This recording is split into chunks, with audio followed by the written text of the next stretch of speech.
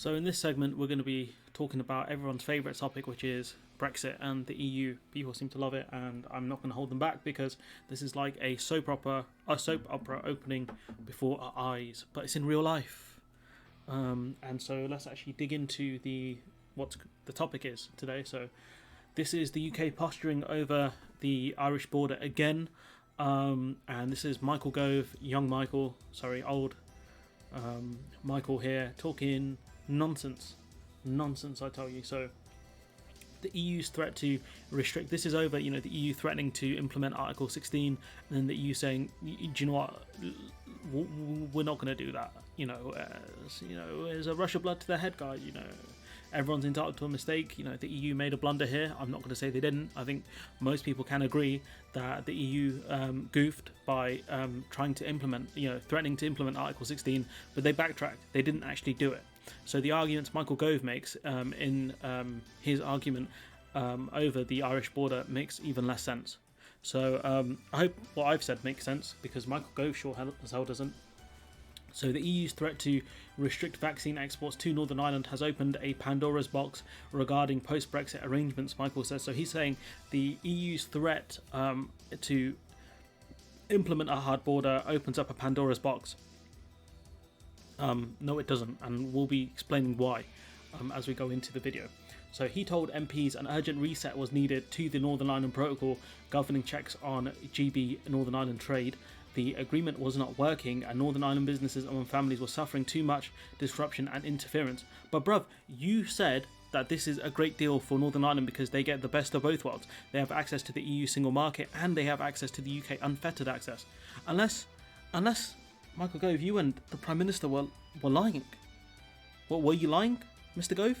Because now you're asking for things like grace periods when you could have done that in negotiations, my friend. What's going on, Michael? What's going on in that tiny mind of yours? Because it's your boss who said you get the best of both worlds. Not Miley Cyrus, chilling out with your friends and wherever else the song goes. You said access to the single market and unfettered access to the UK. Were you lying, Michael? Because I don't want to have to use that word, because that means lie is related to the word deception, and those two things are associated with bad people. So are you lying, Michael? Because I think you are. Because if this is causing so much suffering, why did you agree to it, Michael? Why? You were an ardent Brexiteer from 2015 or 2016. So you stabbed your friend in the back in order to get your policy enacted. You did not become Prime Minister despite that being one of your goals. So was it worth it, Michael? Was it worth it destroying this country, causing problems within the Union, causing problems in Europe, causing problems within your party? Was it worth it, Michael, to achieve absolutely nothing in your ambition for power? Was it worth it, Michael? That's the question I'm asking you, because you're the one who agreed to the Northern Ireland Protocol. That was you. So I don't know. Unionist parties in Northern Ireland have called for the protocol, which came into force on January 1st, to be scrapped, saying it created a border down the Irish Sea and threatened Northern Ireland's place within the EU. But I thought this was the best of both worlds. The protocol was designed to avoid checks along the border between Northern Ireland, which, unlike the rest of the UK, is continuing to follow many of the EU's rules, and the Republic of Ireland, an EU member. So the protocol was designed to stop a hard border within Ireland, which is something that we can all agree is a good thing, because we do not want the Troubles again, part 2, or the Troubles, Ireland still trouble, or the Troubles, more troubles. You can figure out which version of that title you want to go with there.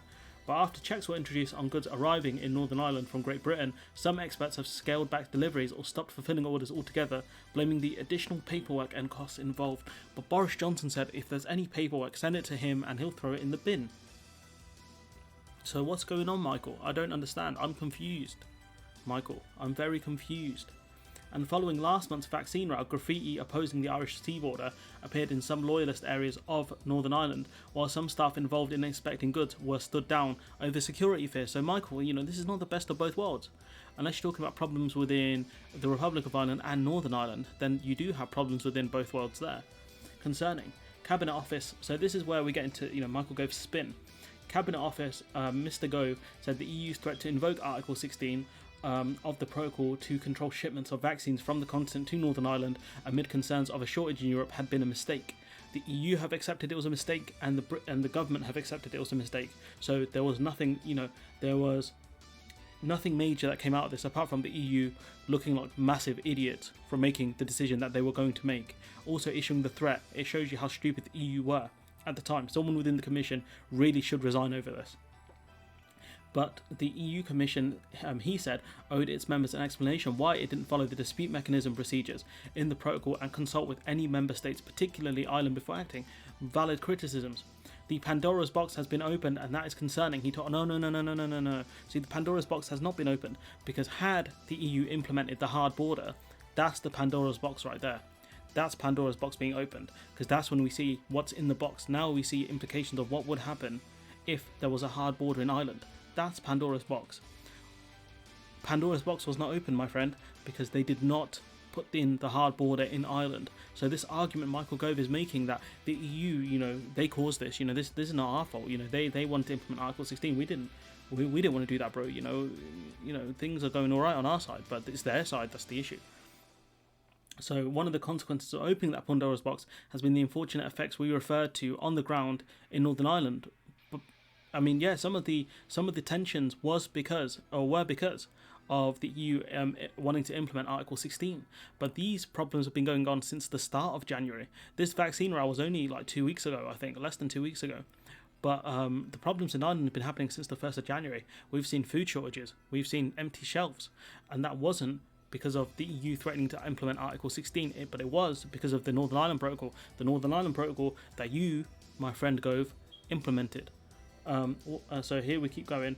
Asked by a number of Conservative MPs whether the EU's actions were a reasonable cause for the UK to seek to suspend the protocol or to axe it entirely, Mr. Gove said while it was not functioning smoothly, it could be made to work. And that's your job, mate. That's your job, is to fix this border issue. You've known about it for about a year. When you signed your oven-ready Brexit deal, as my boy Dano pointed out to me, that this wasn't a short notice thing. You knew this would happen prior to the election, so you've had over a year to figure something out. You've had over a year to hire the customs agents to fix these issues. You've had over a year to put in the border things that we needed to sort any issues out, to stop any food shortages, to stop any import problems for Northern Ireland. But you didn't do it because you're all talk and no action, no planning. That's what you guys are. While he said progress in the joint EU-UK committee on the protocol's implementation has not been as fast as he had liked, he hoped for better talks with his EU counterpart Maros Sefcovic, which is such a cool name, in London on Thursday. There are disruptions and difficulties faced by Northern Ireland citizens in their daily lives, he said. They can be resolved within the context of the protocol. We don't need to ditch it. But the thing is, if you're asking for grace periods, these are things you should have negotiated last year in the trade deal. Like, there's no point after you've agreed a deal. You cannot go back and say, we want these things and these things change. You can be like, we have a deal, fam. We have a deal. Like, what's your problem? Like, if you thought that there weren't going to be no problems, then fine. But if you thought there were going to be problems, why did you agree to this deal? And he goes on to say, but as the Prime Minister spelled out, if we cannot make progress in resolving those issues, the UK government has to reserve its rights. So basically, he's saying we're going to implement Article 16. So this is the UK implementing, indicating a threat here to putting in Article 16. But the thing is, it was the UK that threatened this first. The UK threatened to use Article 16 first. Because of all the problems within Northern Ireland. So this argument that the Gove is making doesn't make sense, because if that's the case, then we opened Pandora's box first, because we were the ones who issued the threat for implementing Article 16 first. We did that last year with the the internal market bill, and we did that this year again. So this argument that the British government is making makes no sense, and the argument that the EU have opened Pandora's box by threatening to implement Article 16 and then backing off is a myth. And I tell you what, if anything, the UK, signing up to the Island Protocol and implementing it in the way that we have is opening Pandora's box, because now we're seeing all the problems from it. So it's down to the UK, and if the UK do start messing around with the deal and start, implementing Article 16 and causing problems, then the EU can implement countermeasures. The EU can do countermeasures if the UK haven't gone through the right protocols. There can be problems here, and this is the UK opening Pandora's box. The UK opened Pandora's box the moment that we signed the Ireland Protocol. That was when Pandora's box was opened. The moment that we, in fact, realistically, the moment that it was it Article 51 or whatever it's called, the one to exit the EU, that's when Pandora's box was open. That's when chaos started to emerge because we had no idea what we were doing. And so Michael Gove's argument here, Michael, I'm talking to you, mate.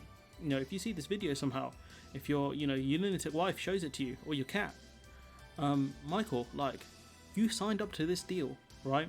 You made these agreements, and now you're saying there are issues and it's the EU at fault and we're trying to negotiate these things. Like, the EU don't have to concede anything here. The EU might make concessions to avoid any kind of violence within Northern Ireland, but the EU can say, well, you're the one who signed up to this deal. You're the one who separated your own union up. It wasn't us. That was you.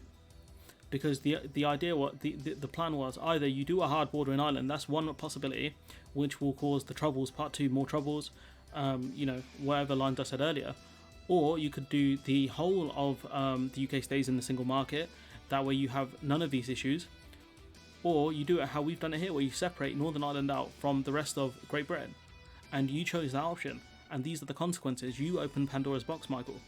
So yeah, I don't know what this man's on, these people talking about bad blood and all this stuff here, like, the EU don't hate us, the EU needs us as a trading partner. It's in their best interest that our economy keeps going, but at the same time, they don't owe us anything. They've given us some grace periods on some things when it comes to trade between GB and Northern Ireland.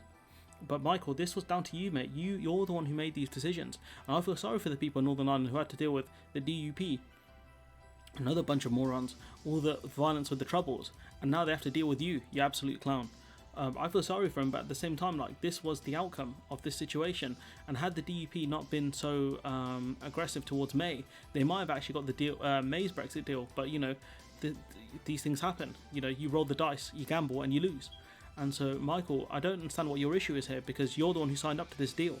You're the one getting bullied by the EU because you don't know what you're doing, and they obviously do to an extent know what they're doing. But Michael Gove here being absolutely embarrassing once again. And so, without me being at risk rambling further, let me know what you think in the comments below. Like, comment, share, subscribe, and hopefully I'll see you in the next one.